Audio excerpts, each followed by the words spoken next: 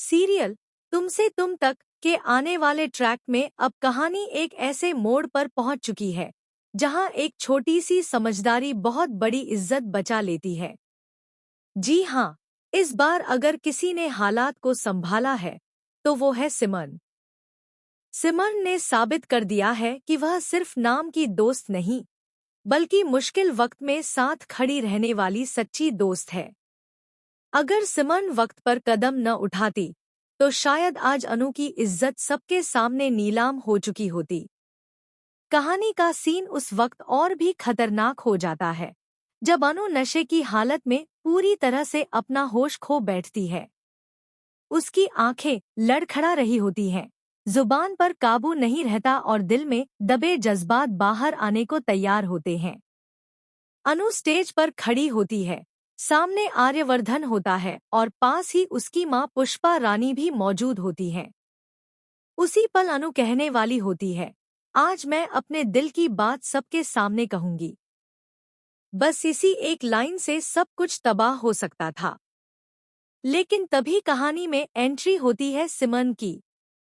सिमरन को पल भर में समझ आ जाता है कि अगर अनु ने आज कुछ भी बोल दिया तो बात हाथ से निकल जाएगी। बिना एक पल गवाए सिमरन चुपचाप पीछे जाती है और स्पीकर का वायर काट देती है। जी हाँ, जैसे ही अनु बोलना शुरू करती है उसकी आवाज किसी को भी सुनाई नहीं देती। पूरा हॉल खामोश रहता है। लोग एक दूसरे की तरफ देखते हैं लेकिन किसी को समझ नहीं आता कि आवाज कहाँ गई।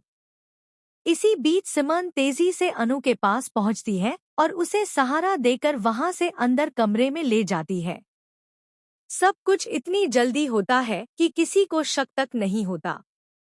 अंदर कमरे में सिमरन सबसे पहले अनु को नींबू पानी पिलाती है। कुछ देर बाद अनु को होश आने लगता है। उसका सिर भारी होता है, आंखें जल रही होती हैं और उसे कुछ भी ठीक से याद नहीं रहता। तभी सिमरन उसे धीरे धीरे बताती है कि वह बाहर क्या क्या बोलने वाली थी। यह सुनते ही अनु के पैरों तले जमीन खिसक जाती है।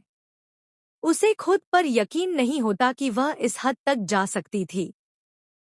सिमरन साफ शब्दों में अनु से कहती है कि यह सब किसी की चाल है। कोई जानबूझकर उसे नशे में डालकर उसकी इज्जत से खेलने की कोशिश कर रहा है। यह बात अब अनु को भी समझ आने लगती है। उसे एहसास होता है कि अगर सिमरन उस वक्त साथ न होती तो आज उसकी जिंदगी पूरी तरह बदल चुकी होती। वहीं दूसरी तरफ आर्यवर्ध